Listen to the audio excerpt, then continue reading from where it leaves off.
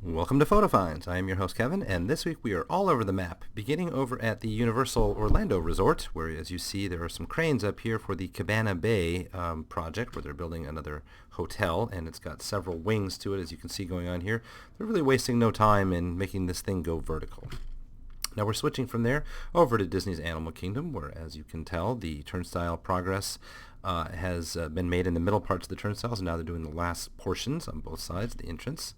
And this caught my eye on that bridge into the Oasis. This is the Wilderness Explorers booth, but that sign up at the top is new. It wasn't there the last time I had visited, so they've obviously made it a more permanent installation. Now, Bamboo is going away in a little while, so I thought I'd bring you a couple of pictures of Bamboo. This is the new performer who debuted not too long ago in Disney's Animal Kingdom. It's a little bit like the Divine character, except this one is on stilts and only is Bamboo, and is male rather than female. And Bamboo's last day is the 23rd. There's the stilts, as you can see, also themed to Bamboo. Now, since we're here in Africa, let's have a look around the corner from the Dawa Bar, where you can see this construction, not yet announced by Disney. Speculation has it that this is, in fact, the replacement Lion King Theater going into the Africa area. You can see it stretch around behind the building there next to Tusker House. And since we're here looking at Tusker House, I thought I'd peek around the corner and found a surprise character interaction. Now this is the area near the Tree of Life, where in fact the kangaroos are over onto our right here. Not everyone knows about the kangaroos actually, so this is one of the front trails.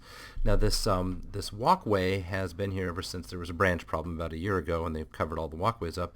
Notice all of the vines, the kudzu growing over it. It's giving it a kind of a covered atmosphere that in some ways makes this one of the most pleasant walkways to walk around in Animal Kingdom, because the shade is so all covering. This is obviously a hot park most times of the year when there's no air conditioning around, and yet the shade is actually quite welcome and an unexpected byproduct of having those nets around. Now, we took in the Nemo show, which I hadn't seen in about 6 months, and discovered something. I'm not sure if it's obvious from this picture, but the projections in the background are newly vivid. So it turns out that about 2.5 months ago, they replaced the projectors with high-definition projectors. And so as you can see, it makes a huge difference. You previously would never have been able to see these fish, or they looked really faded out compared to what you see now. And so just the overall colors and the effects and the projections add a whole new dimension to the show if you haven't seen it in the last 2.5 months. Another new sign, this is for Doug and Russell's Wilderness Explorers Clubhouse. That's their meet and greet area, as you see in the background there. This being the former Fast Pass issue for It's Tough to Be a Bug. There's a close-up of the sign. And then on the right side from underneath there, you have these sort of additional decorations for Wilderness Explorers. Here's one of them on the left-hand side. This one is particularly notable for me because, as it says, remember to pack some chocolate for Kevin. Not the me Kevin, of course. This would be the Kevin as a girl bird from the movie Up. And in the background there, or sort of stepping backwards, I should say, a couple of paces from there, you can see the holes in the ground, which were once the Fast Pass machines themselves in this same space.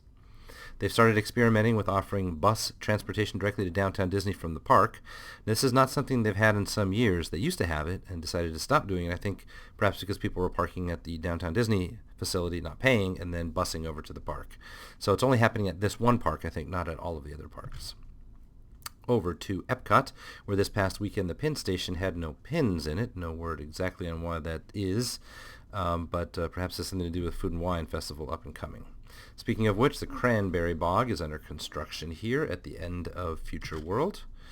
And I discovered something that I thought was gone. So this little burro and cart selling, I think it's gelato and so forth, has just moved deeper into the Italy Pavilion. I haven't been back in the deeper part of the Italy Pavilion in some time, so glad to see that wasn't removed. Now here's something new. We've brought you the progress on the restrooms in the American Adventure for some time, and as you can see, the restrooms are now in fact completely open. It's over on the other side of the American Adventure Pavilion, and when you step inside, you'll be greeted with some nice appointments, I guess you could say, a fairly large area. There are, on the men's side, 12 stalls and 12 urinals, and I've heard that over on the women's side, there are a whopping 44 stalls for the women. Now you can see the wallpaper is kind of a textured thing. In fact, they've got these nice light fixtures as well. It's really kind of an upscale bathroom that you would find in a theme park. Not all that common. And then the fake wood flooring and nice patterns below as well. This caught my eye in the Japan pavilion, so Ayaka let me her name tag so I could take a picture of this pin. Operating participants have a one-year pin that looks different from the Disney one-year pin that you normally would see. It's a Sorcerer's Mickey.